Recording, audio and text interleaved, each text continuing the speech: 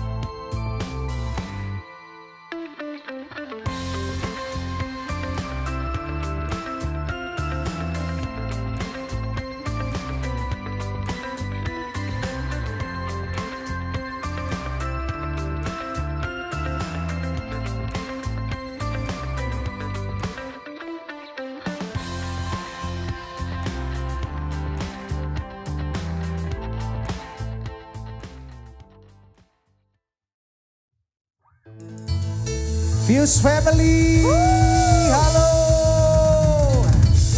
Dimanapun kalian berada saat ini, doa kami berharap kalian semua dalam kondisi yang baik, dalam kondisi yang sehat, dalam penyertaan Tuhan dan selalu merasakan kebaikan Tuhan dimanapun kalian berada. Dan hari ini, mari siapkan hati kita untuk kita tinggikan nama Tuhan kita yang begitu dahsyat buat setiap kita.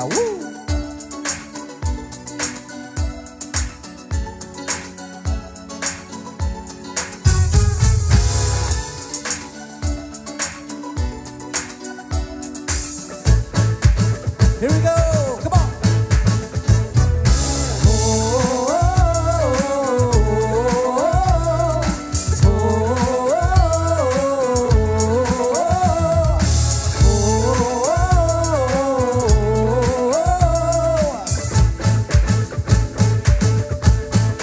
God is fighting for us. God is on our side. He has overcome, yes, He has overcome. We will not be shaken, we will not be moved. Jesus, you are here. Come on. Carrying our burdens, covering our shame. He has overcome, yes, He has overcome. We will not be shaken, we will not be moved. Jesus, you are here. I will live, come on. And I will live, I will not die. The resurrection's power of Christ alive in me, and I am free in Jesus' name.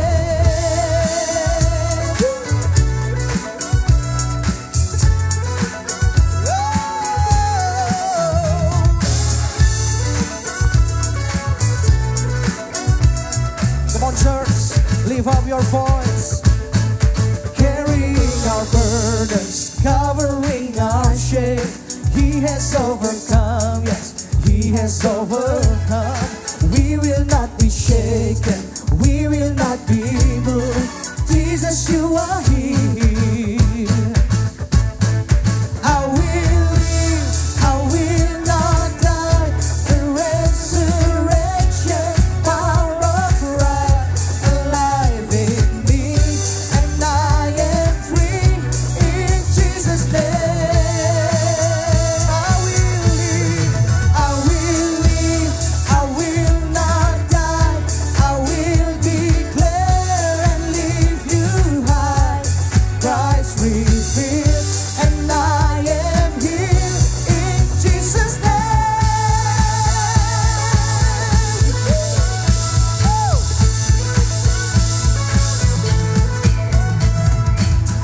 Nama di atas segala nama, satu-satunya jalan dan keselamatan saudara.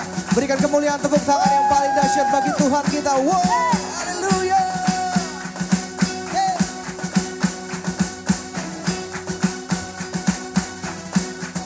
God is fighting for us, pushing back the darkness, lighting up the kingdom that cannot be shaken. In the name of Jesus, enemies defeated, and we will shout it out, shout it out. God is fighting for us, pushing back the darkness, lighting up the kingdom that cannot be shaken. In the name of Jesus, enemies defeated, and we will shout it out, shout it out. God is fighting for us, pushing back the darkness, lighting up the kingdom that cannot be shaken.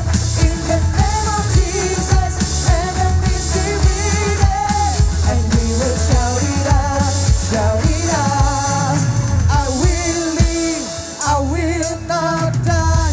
The resurrection power of Christ alive in me, and I am. Lift up your voice. I will live, I will live, I will not die. I will declare and leave you high. Christ revealed, and I am here. God is fighting for us, pushing back the darkness, lighting up the kingdom that cannot be shaken. In the name of Jesus, enemies defeated, and we will shout it out. God is fighting for us, pushing back the darkness, lighting up the kingdom that cannot be shaken. In the name of Jesus, enemies defeated, and we will shout it out, shout it. Lift up your voice. God is fighting for us, pushing back the darkness, lighting up the kingdom that cannot be shaken. In the name of Jesus, enemies defeated, and we will shout it out, shout it out. God is fighting for us, pushing back the darkness, lighting up the kingdom that cannot be shaken. In the name of Jesus, enemies defeated, and we will shout it out, shout it out. God is fighting for us, pushing back the darkness, lighting up the kingdom that cannot be shaken. In the name of Jesus, enemies defeated, and we will shout it out, shout it out.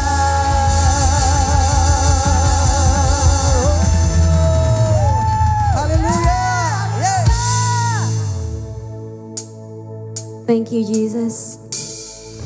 Thank you for your love. Thank you for your mercy. Thank you for your grace upon our lives, Jesus. We want to give thanks to you, Jesus. Thank you, Father.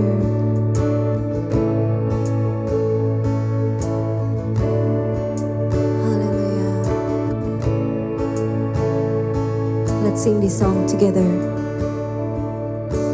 Grace that flows like a river, washing over me. Fount of heaven, love.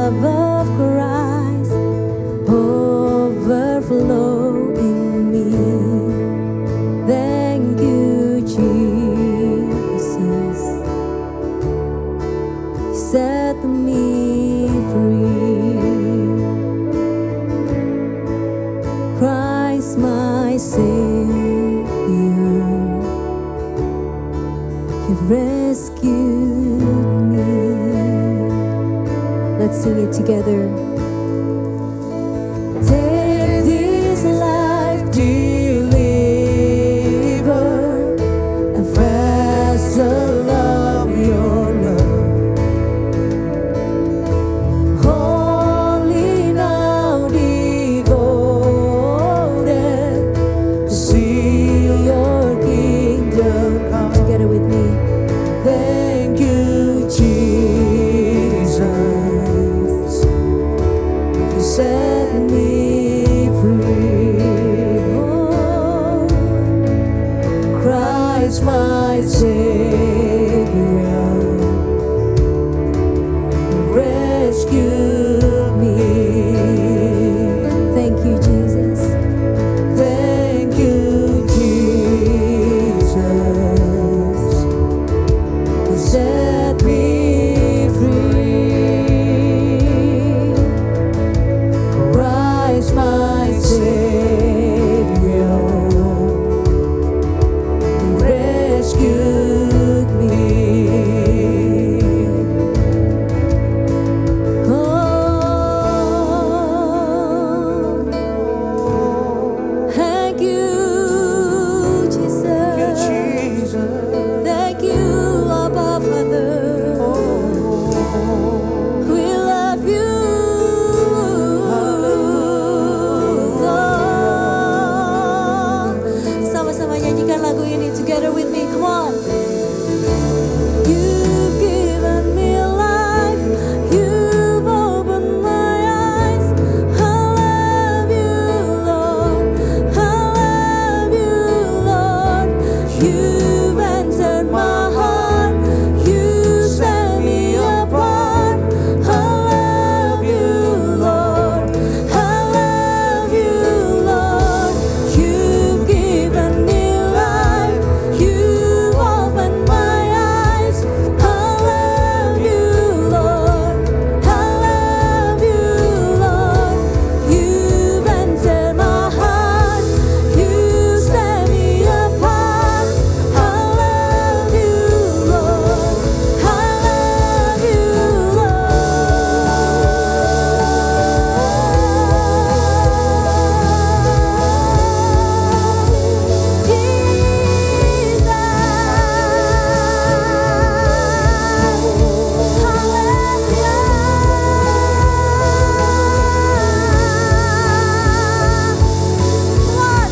sing together with me, come on. You've given me life. You've opened my eyes. I love you, Lord. I love you, Lord. You've entered my heart. You set me apart. I love you, Lord. I love you, Lord. You've given me life. You've opened my eyes. I love you, Lord. I love you, Lord. You've entered my heart. You set me apart. I love you, Lord. I love you, Lord.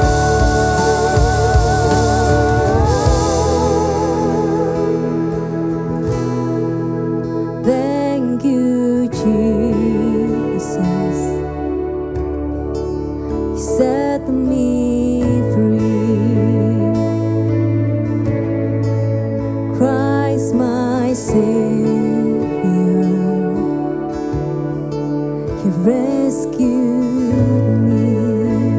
Oh, thank you, Jesus. You set me free. Oh, Christ my Savior, you rescued me.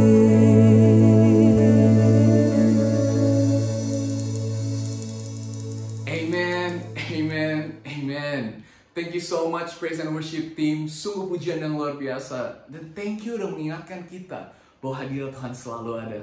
Ya, Tuhan ada saat ini. Dimanapun lu berada, di kota apapun, di dalam rumah atau di luar rumah, kalau lu mendengarkan suara gue saat ini, tidak kebetulan. Tuhan ada, Tuhan sayang lu. Dan hari ini dia mau memanggil lu lebih dekat lagi kepadanya. Kalau ini pertama kali lu berada di tempat ini, izinkan gue bilang welcome home. Come as stranger, stay as family. Itu yang kita percaya di Fuse. Dan hari ini gue, Brian Syawarta, mendapat sebuah kehormatan untuk membagikan firman Tuhan. Perkenalkan, gue dan istri gue, Karen Daniela, kita diberi kesempatan untuk memimpin dan melayani gereja digital pertama di Indonesia yang namanya Empower Indonesia.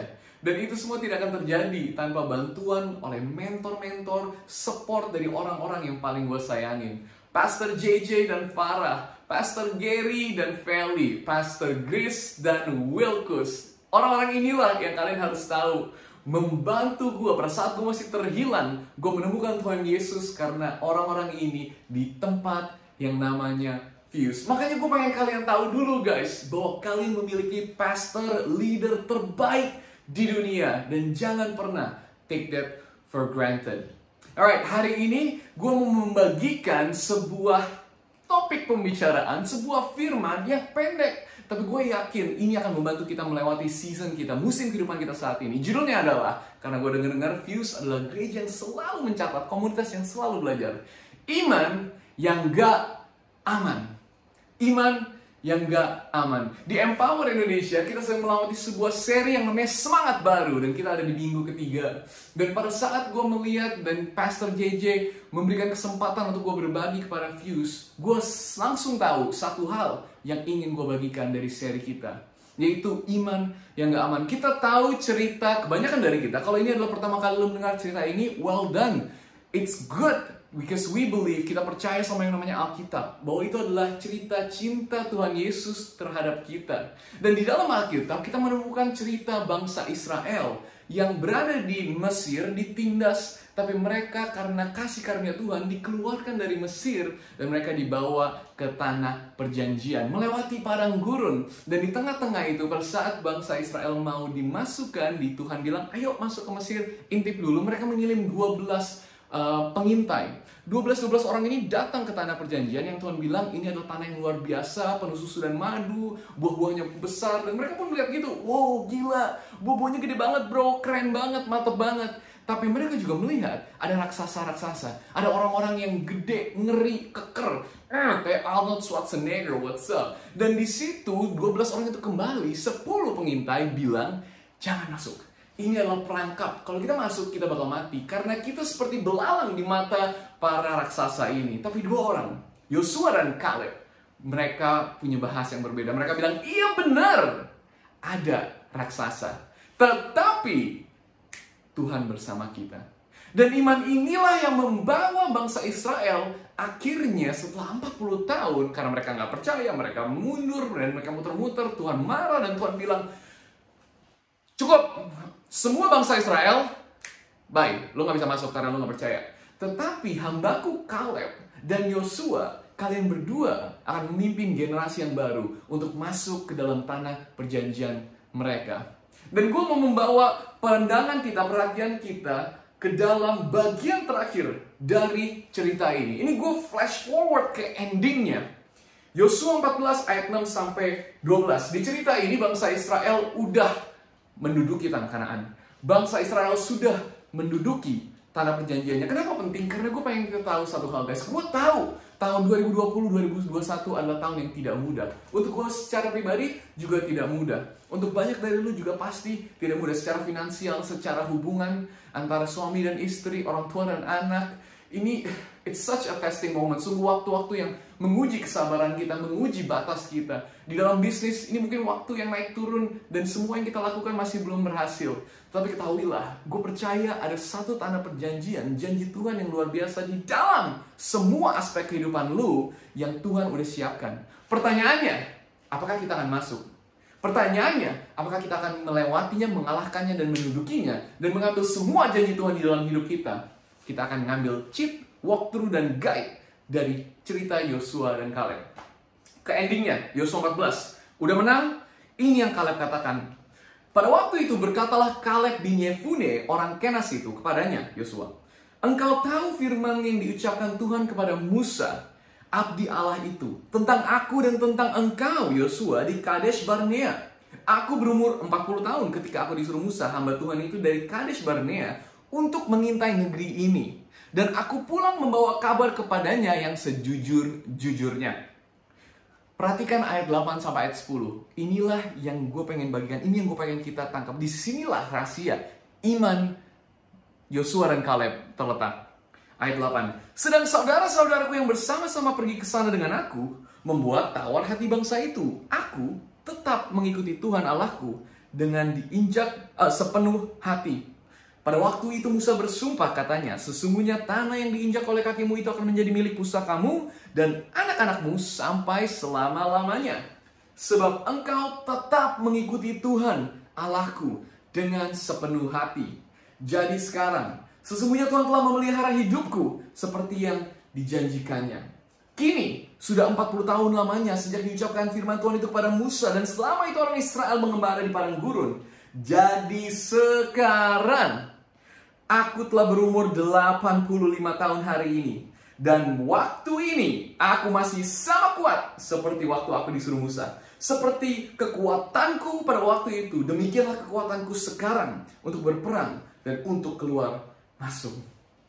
Ini adalah semangat yang sungguh luar biasa. Basically, Kaleb bilang, dulu Tuhan bilang ke gua untuk maju pada saat gua umur 40. Dan hari gue udah maju selama 45 tahun lamanya. 40 tahun lamanya gue mengikuti Tuhan. Dan hari ini gua umur 85. Dan gua tetap strong. Gua tetap semangat. Gua tetap kuat. Dan gua akan mengikuti Tuhan sampai akhir hidup gua. See, guys, views, gue pengen kalian tahu bahwa mudah untuk memulai sesuatu, sangat sulit untuk mengakhiri sesuatu. Gue ngomong dari pribadi gue sendiri karena gue adalah orang yang selalu, gimana ya, gue berjalan dulu baru berpikir. Jadi kalau kalian datang ke gue dan Bri, ini ada ide bisnis bagus, gue baru baca sedikit, gue kayak, gila ini keren banget. Yuk cus kita hajar. Bri, gue ada ide untuk bikin konten baru deh. Kita bikin TikTok gini. Dan gue kayak, oh ya yuk cus hajar. Belum mikir penuhnya, udah gue hajar. Nah ini yang bikin gue seringkali masuk dalam masalah, termasuk di TikTok gue. Nah, tapi dari situ gue banyak belajar bahwa memulai sesuatu mudah, mengakhirinya tidak. Hari ini gue penasaran apa sih yang saat ini sedang kita alamin yang mungkin di tengah-tengah jalan agak sedikit susah. Karena Kaleb bisa menyelesaikan semuanya di tengah-tengah kehidupannya. Gue inget banget pada saat gue dipanggil Tuhan pertama kali, waktu itu 4 Juli 2014, gue berada di Hillsong Conference. Ada JJ waktu itu, dan JJ pasti masih ingat, dimana gue berasa, itu hari Jumat pagi, dan gue berasa Tuhan memanggil gue bertemu Tuhan di cara yang paling personal dan paling real. Dan gue berasa seakan-akan Tuhan taruh tangannya di pundak gue dan bilang, anak gue Brian Shawarta, gue punya rencana untuk hidup lo. Datang dan ikut gue. Dan gue nangis, Tuhan ya. Karena seumur hidup gue tidak pernah merasakan hidup yang sesungguhnya. Sih, kita harus tahu guys, beda yang namanya hidup dan enggak mati. Seumur hidup gue merasa gue cuma enggak mati. Tapi gue hidup tanpa semangat. Gue hidup tanpa tujuan. Gue hidup tanpa mengerti kenapa gue hidup. Gue lahir dari pembisnis, orang tua pembisnis yang luar biasa. Dan gue dibesarkan sebagai anak pertama di keluarga gue yang Cina banget. Tentunya gue adalah asuransi masa tua orang tua gue. Dan mereka udah mengajari gue. Sampai gue besar, gue bahkan udah dilatih dan udah menjalankan company bokap gue bersama bokap gue. Dan mungkin bokap gue udah siap untuk pensiun. Tetapi gue tiba-tiba satu hari datang dan bilang ke bonyok gue, "Pa, Ma, I'm sorry, I love you, bye-bye, I wanna go." Gue pengen pergi sekolah Alkitab. Dan mereka marah. Lu yang bener aja gini.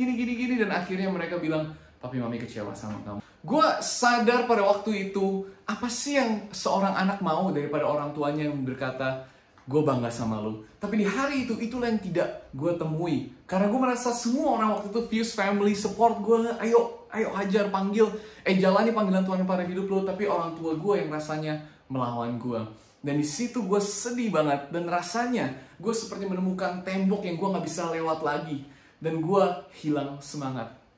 Fuse family hari ini, apakah tembok yang sedang lu hadapi? Mungkin lu memulai awal tahun ini dengan semangat. Ide bisnis baru, pengen ngejar cewek itu, pengen masuk ke dalam pernikahan, pengen sekolah ke luar negeri. Tapi karena COVID, karena satu hal dengan yang lain, karena musim ini sangat sulit, lu berada di tempat, lu berdiri di depan gunung yang sungguh tinggi, di tembok yang sungguh tebal, dan lu tidak bisa maju. You are stuck. Inilah yang dialami oleh bangsa Israel. Karena Yosua dan Kaleb bukan cuma start strong, tapi di tengah-tengah jalan, mereka ketemu tembok Yeriko. Ya, salah satu musuh pertama yang mereka harus lawan dan hadapi di dalam tanah Kanaan adalah tembok Yeriko. Tembok yang gede banget. Yang gue pengen kita tahu tentang tembok Yeriko, di dunia ini banyak tembok-tembok yang didirikan. Ada tembok Cina yang panjang banget dan keren. Ada tembok-tembok di benteng-benteng Eropa yang bagus-bagus banget. Dan banyak dari tembok ini itu diciptakan untuk berbagai, selain untuk pertahanan, tapi juga untuk menunjukkan keindahan, kemegahan dari bangsa atau kota yang membuatnya. Tetapi arkeolog menemukan bahwa tembok pertama yang diciptakan umat manusia adalah tembok Yeriko. Umurnya sekitar diciptakan 9.000 tahun sebelum Masehi. Dan tembok Yeriko cuma punya satu tujuan. Dia nggak punya tujuan lain. Satu doang. Untuk menghalau siapapun yang mau masuk, jangan sampai masuk. Karena tembok itu jelek. Tembok itu sekitar 2 meter tebelnya, 4 meter tingginya, dan mengelilingi kota Yeriko yang luasnya 40.000 meter persegi. Dia cuma basically berdiri tembok itu dan bilang, "You shall not pass!" Gandalf, Lord of the Ring, anyone? Alright. So that's the point. Lu gak boleh lewat.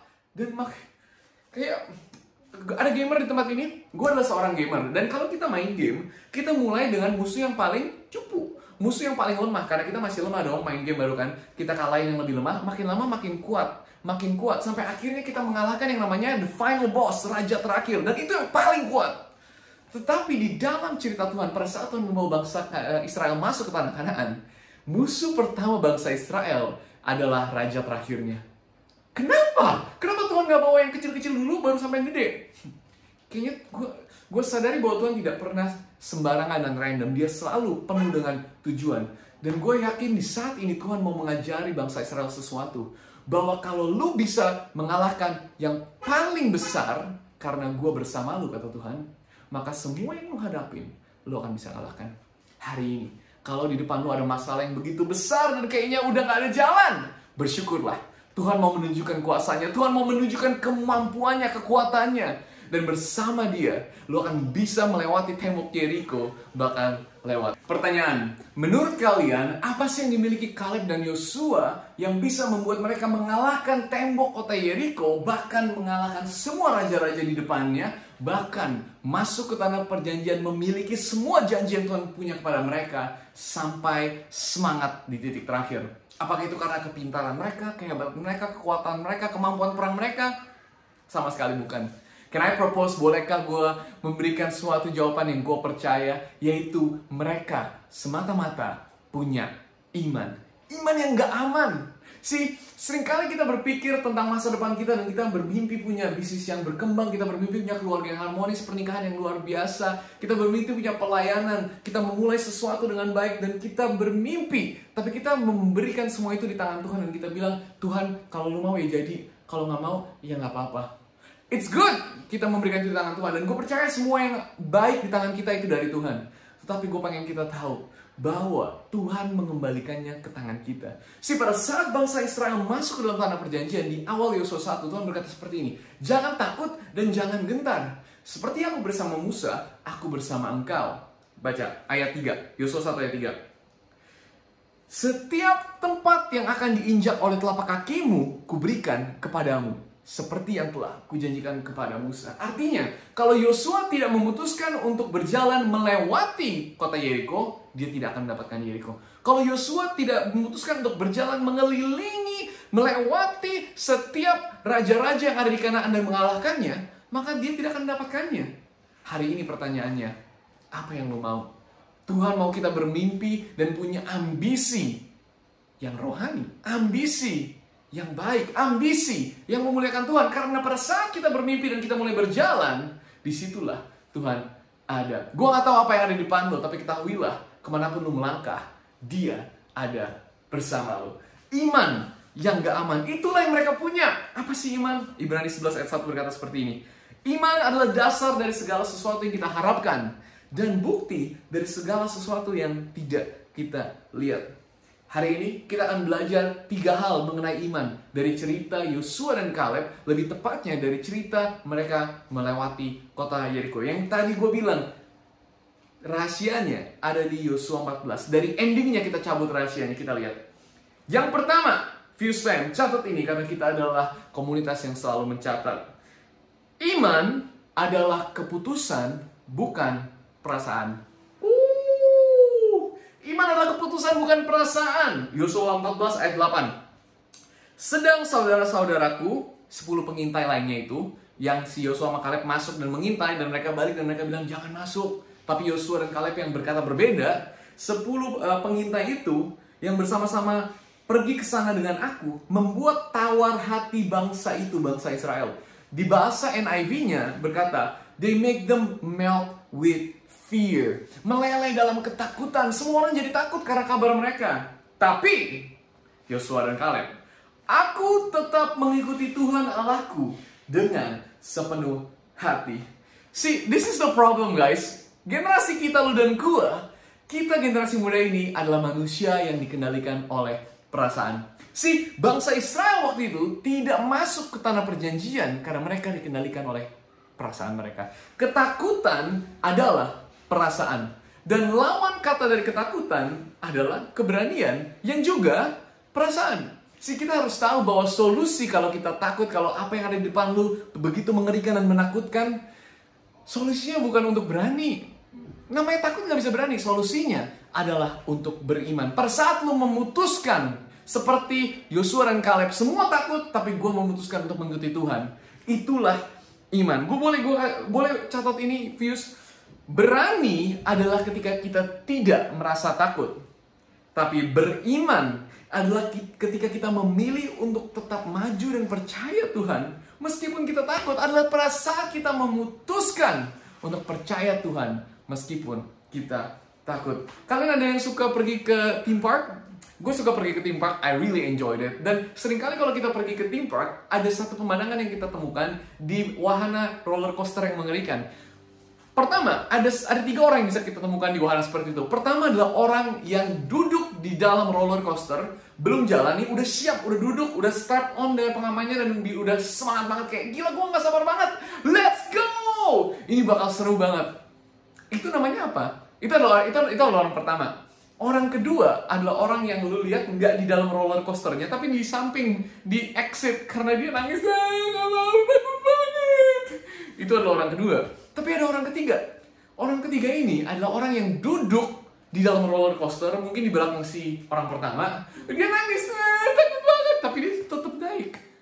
Si orang pertama adalah orang yang berani, dikendalikan oleh perasaannya, gue gak takut. Orang kedua adalah orang yang takut, dikendalikan oleh perasaannya, gue takut mati. Tapi orang ketiga adalah orang yang beriman. Dia takut mati, tapi dia tahu roller coaster itu aman. Walaupun gue takut dan kayaknya gue bakal mati, tapi gue percaya bahwa roller coaster ini didesain sedemikian rupa, dia akan pergi kemana-mana dan kembali, dan gue akan tetap hidup. Makanya dia berani duduk. Itulah yang namanya beriman. Pertanyaan gue, kalau kita bisa beriman dengan benda yang diciptakan manusia, kenapa kayaknya kadang-kadang kita sulit untuk beriman kepada Tuhan yang menciptakan segalanya? Hari ini gue gak tahu lu ada di mana, tapi ketahuilah bahwa Tuhan ada di masa lalu. Dia bersama lu, Dia sedang membantu lu, bahkan saat lu tidak melihatnya. Gue ingat banget pada saat gue mau pergi ke Hillsong College, dan pada saat bokap bonyok gue menentang gue dan mereka kecewa sama gue sedih banget. My heart was crushed, hati gue hancur banget. Apa sih yang seorang anak mau? Tapi gue inget banget di hari-hari itu gue kayak menangis setiap 2-3 malam sekali. Gue naik ke tempat tidur setiap malam, gue taruh selimut gue, rasanya anget, dan di situ gue mulai menangis. Dan gue kayak, Tuhan, I'm so sad. Kenapa sih kayaknya ikut lu itu susah banget, Tuhan? Why? And gue nangis, tapi gue selalu bilang, Tuhan, I don't know how this will go, tapi gue percaya bahwa lu, Tuhan, dan kalau lu yang panggil gue akan tetap mengikut lu. Lu yang cari tahu jalan keluarnya. So I did, gue tetap berjalan, meskipun gue takut. Itu yang pertama. Iman adalah sebuah keputusan, bukan perasaan. Pada saat Tuhan bilang Yosua, masuk dan lu harus mengitari kota ini selama 7 hari lamanya, setiap hari kelilingin sekali, jalan, tapi jangan ngomong, jangan teriak. Apa yang lu lakuin? Main musik. Kalian tahu gak sih bahwa itu adalah hal yang paling tidak aman? Strategi perang waktu itu sungguh sederhana. Kalau lu lihat musuh lu, bunuh. Kalau jarak dekat, tusuk pakai pisau. Kalau jarak jauh, panah. Ini ada tembok yang 4 meter. Musuhnya berada di atas tembok ngeliatin mereka, siap dengan panahnya. Dan Yosua disuruh muterin tembok itu, bukan cuma diem-diem, tapi main sangkakala, main gitar, praise and worship, bikin berisik. Apa yang terjadi? Semua orang ngeliatin mereka sambil mereka muter.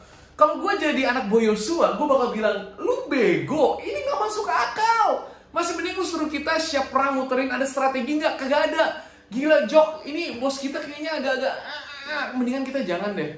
Tapi di waktu itu bangsa, kalian harus tahu, di waktu itu nggak kayak hari ini kita semua bisa punya akses kepada Tuhan Yesus. Waktu itu hanya satu orang saja yang memiliki akses kepada Tuhan, dan orang itu merepresentasikan Tuhan, dan semua orang mendengarkan orang itu seakan-akan dia adalah mouthpiece-nya Tuhan, juru bicara Tuhan, dan orang itu adalah Yosua.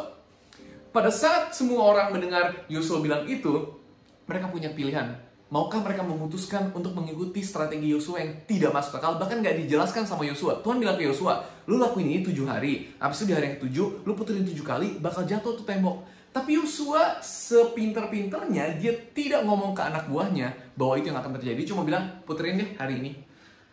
Kalau gue jadi anak buah Yosua, gue gak bakal mau, itu gak aman. Tetapi mereka mengikutinya karena mereka tahu iman adalah keputusan. Hari ini apa keputusan yang lu harus ambil? Mungkin lu harus pada akhirnya keluar dari hubungan yang toxic relationship itu. Mungkin lu udah tahu, udah saatnya lu keluar dari pekerjaan lu karena Tuhan punya sesuatu yang luar biasa, ide bisnis di dalam hidup lu. Atau mungkin lu udah ketemu roadblock dan lu gak bisa maju. Dan ada sesuatu yang Tuhan tunjukkan, kayaknya ini jalannya, tapi ini gak aman, ini kayaknya bisa bikin gue berantakan. Ketahuilah, iman gak pernah aman. Dan Tuhan ada bersama lu setiap waktu. Bukan cuma itu. Bukan cuma iman adalah keputusan, bukan perasaan. Tapi yang kedua, iman adalah kesepakatan dengan firman. Selain iman adalah keputusan dan bukan perasaan, kedua, iman adalah kesepakatan dengan firman. Tadi kita lihat ayat 8, sekarang lihat ayat 9. Pada waktu itu Musa bersumpah, katanya, sesungguhnya tanah yang diinjak oleh kakimu itu akan menjadi milik pusakamu dan anak-anakmu sampai selama-lamanya, sebab engkau tetap mengikuti Tuhan Allahku dengan sepenuh hati. Itu yang Kaleb bilang di akhir hidupnya. Kedengaran familiar nggak? Benar. Itu adalah hal sama yang dibilang di tadi Yosua 1 ayat 3. Yang Tuhan bilang, setiap tempat yang diinjakkan oleh telapak kakimu kuberikan kepadamu, seperti yang telah kujanjikan kepada Musa. Beriman dan nekat itu dua hal yang berbeda. Yosua bukan nekat. Nekat itu kalau lab, Yos, what's up? Kita akan masuk, lu ambil pedang, gua ambil pedang, kita hajar benteng Yeriko. Hajar, serang! Gue yakin mati. Itu nekat. Tetapi ketahuilah bahwa mereka tidak jalan dengan kekuatan mereka berjalan dengan firman Tuhan. Pada saat Tuhan memanggil Petrus, datanglah Petrus berjalan di atas air, betul? Tapi ketahuilah bahwa nggak ada orang yang bisa berjalan di atas air, betul? Betul. Kok begitu kok Petrus bisa jalan? Dia tidak berjalan di atas air, dia berjalan di atas firman Tuhan. Karena Tuhan bilang, datanglah. Sama pada saat Tuhan bilang ke Yosua, jalanlah, karena yang lu jalanin akan runtuh. Makanya pada saat itu, make sense. Pada saat Tuhan bilang, puterin tembok Yeriko. Karena Yosua ingat apa yang Tuhan bilang sebelumnya. Kalau lu jalanin, lu akan milikin. Makanya dia langsung gak babi bu, gak nanya. Langsung dia bangun, langsung dia semangat. Gue jalanin. Kenapa? Karena gue yakin Tuhan udah berjanji, ini akan runtuh dan jadi milik gue. Pantesan aja lu dan gue, kita sering kali tidak punya semangat dalam hidup. Karena kita tidak tahu janji Tuhan untuk hidup kita. Apakah lu tahu janji untuk hidup lu? Apakah lu tahu dia punya janji untuk setiap area hidup lu, permasalahan lu? Biar gue baca beberapa.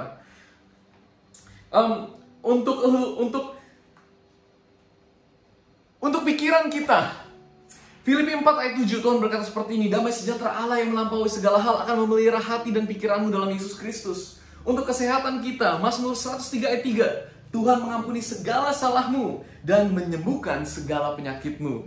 Untuk keuangan kita, Ulangan 8 ayat 18. Tetapi engkau harus ingat kepada Tuhan Allahmu, sebab dialah yang memberikan kepadamu kekuatan untuk memperoleh kekayaan. Semua janji Tuhan sudah ditulis di buku yang namanya Alkitab. Makanya penting banget untuk kita membaca Alkitab kita. Roma 10 ayat 17 berkata, iman timbul dari pendengaran, dan pendengaran akan firman Tuhan.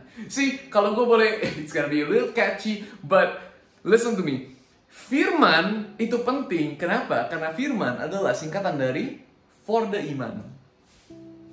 Catchy?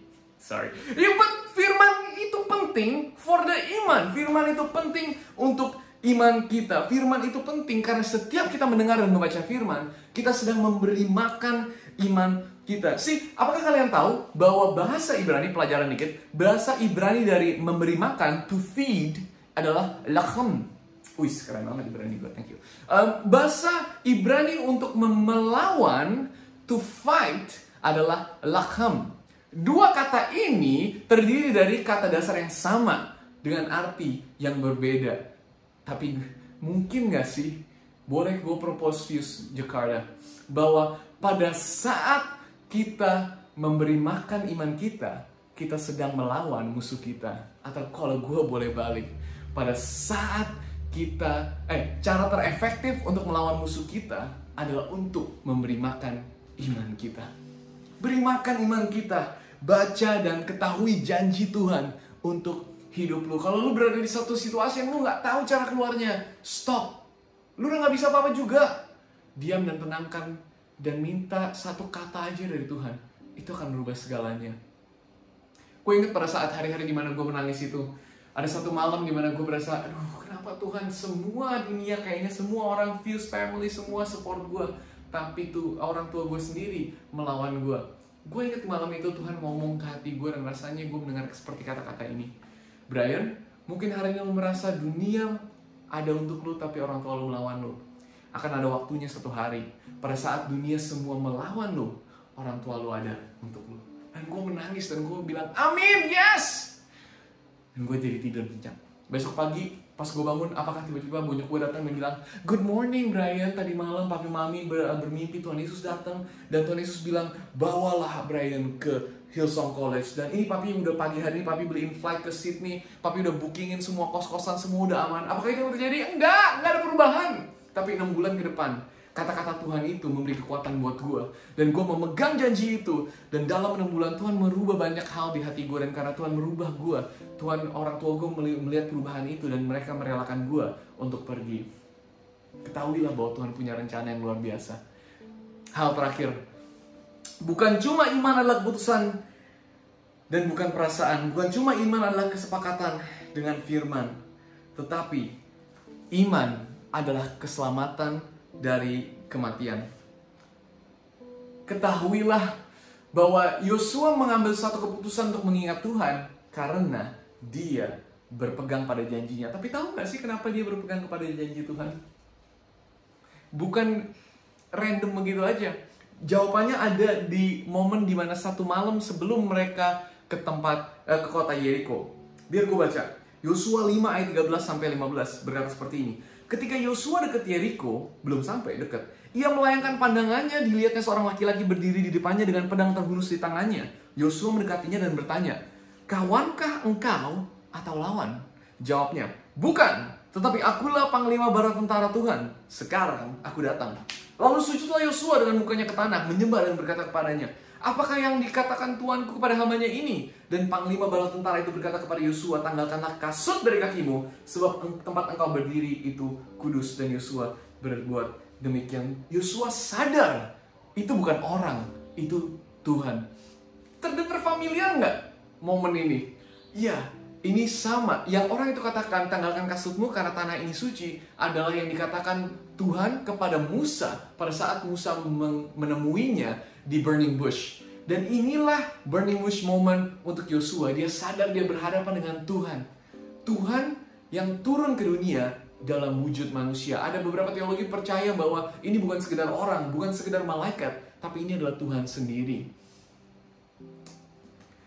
Iman bukan hanya timbul dari pendengaran akan firman-Nya, tapi iman juga timbul, juga datang dari pengenalan akan pribadinya. Apakah lu mengenal Tuhan yang gue bicarakan ini? Apakah lu tahu dia? Gue gak ngomong tentang agama. Agama tidak menyelamatkan. Gue ngomong tentang seseorang Tuhan yang turun ke dunia, menjadi darah dan daging. Dan banyak yang bilang, dan gue percaya, bahwa apa yang ditemui Yosua, Tuhan dalam rupa wujud darah dan daging, adalah janji karena satu hari nanti, Yesus Kristus akan turun ke dunia, menjadi darah dan daging, menjadi manusia. Dan untuk itu dia mati di atas kayu salib menebus dosa kita. Dan karena itulah kita boleh memiliki iman. Hari ini Fuse Fam, gue gak tahu apa yang lo hadapin. Dimanapun lo berada, bukan cuma di Jakarta sekarang, udah ada di Solo, udah ada di kota-kota lain Fuse. Amazing, Tuhan sedang berbuat sesuatu. Tapi hari ini apakah lo tahu dia? Kalau lu nggak kenal dia, atau mungkin lu dari dulu Kristen tapi lu belum pernah punya hubungan pribadi dengan Tuhan, izin gue berdoa untuk lu. Kalau lu bilang, Brian, gue pengen mengenal dia, karena semua yang gue katakan ini, Tuhan punya rencana yang luar biasa untuk hidup lu. Tapi itu semua tidak akan terjadi tanpa pengenalan akan Yesus Kristus. Gue mau mengambil satu momen dengan semua mata tertutup dan semua kepala tertunduk. Kalau lu bilang, Brian, yang lu ngomong itu luar biasa, tapi gue gak kenal dia. Sungguh hari yang luar biasa. Gue pengen memberikan kesempatan untuk lu mendamaikan diri lu dengan Tuhan Yesus. Cukup berdoa-doa, ini adalah doa yang sangat sederhana, doa keselamatan. Katakan hal ini, Tuhan Yesus, aku berterima kasih Engkau datang ke dunia, mati di atas kayu salib, bangkit pada hari yang ketiga menebus dosaku. Mulai hari ini, aku percaya Engkau. Terima kasih Engkau telah memaafkanku. Aku adalah ciptaan baru. Di dalam nama Tuhan Yesus. Haleluya. Amin. Amen. Congratulations. Kalau ini pertama kali lu mengambil keputusan itu, ini adalah keputusan terbaik yang lu bisa ambil. Jangan diem aja, kasih tahu seseorang. Kalau lu lagi nonton YouTube, kasih tahu orang tua lu, atau kasih tahu, tulis di ketik kolom chat saat ini. Dan jangan lakukan perjalanan ini sendiri, lakukan ini bersama komunitas. Ada komunitas yang paling luar biasa, namanya Fuse Family. Cari mereka adalah orang-orang yang akan membantu lu melakukan perjalanan ini. Congratulations sekali lagi. Dan gue juga pengen berdoa untuk satu grup orang lagi. Mungkin ini adalah untuk lo yang saat ini, mungkin lo mengalami, memulai tahun ini dengan begitu semangat, dengan begitu berharap, tapi kayaknya Tuhan gak datang. Kayaknya lo udah berada di satu jalan buntu dan di depan lo ada tembok dan lo gak bisa. Dan kalau lo boleh jujur, lo bilang, gue gak punya iman yang seperti yang lo bilang. Ketahuilah bahwa iman itu tidak dikeluarkan dari hati. Iman itu bukan otot yang kita bisa melatih iman, tapi dari awal iman itu diberikan kepada kita. Nah hari ini kalau lu gak punya iman yang cukup, saat ini cukup buka tangan lu, dan kita akan minta bersama-sama kepada Tuhan. Yuk. Bapak, Engkau lihat semua tangan-tangan yang terangkat Tuhan. Aku berdoa saat ini, turunkan iman-Mu, berikan mereka iman yang mereka butuhkan untuk menyelesaikan perjalanan mereka, untuk melewati rintangan yang menghadapi mereka saat ini. Aku berdoa untuk masalah mereka, di dalam keluarga mereka, keuangan mereka, kesehatan mereka, untuk mereka yang sedang melawan COVID Tuhan. Berikan mereka kesembuhan Tuhan, berikan mereka visi yang baru, semangat yang baru, untuk orang tua mereka, untuk hubungan mereka Tuhan yang lagi mau menikah Tuhan, untuk keluarga yang lagi hubungannya sedang strained karena masalah COVID ini Tuhan, untuk bisnis-bisnis yang sedang terganggu Tuhan, yang sedang jatuh Tuhan, untuk orang-orang yang sedang mencari pekerjaan atau yang baru keluar dari pekerjaan Tuhan. Aku berdoa untuk mereka semua Tuhan, bantu mereka Tuhan, karena ingatkan mereka bahwa Engkau ada di dalam masalah mereka, bersama mereka. Dan kami percaya Tuhan, mulai hari ini kami akan memiliki semangat yang baru, kami memiliki iman, dan kami tahu bahwa di depan kami gak aman, tapi ada Engkau bersama kami. Karena itulah Tuhan, kami aman di dalam nama Yesus. Haleluya. Amin. Guys, thank you so much. Sungguh sebuah kehormatan hari ini gue bisa membagikan firman, dan gue berharap Fuse Fam, lo akan selalu semangat karena Tuhan masih punya banyak hal luar biasa kepada lo, bahkan di tahun ini. Sekali lagi, thank you so much Pastor JJ, Pastor Gary, Pastor Chris, and all the Fuse Fam. This is Brian Shawarda. Thank you and have a blessed Sunday.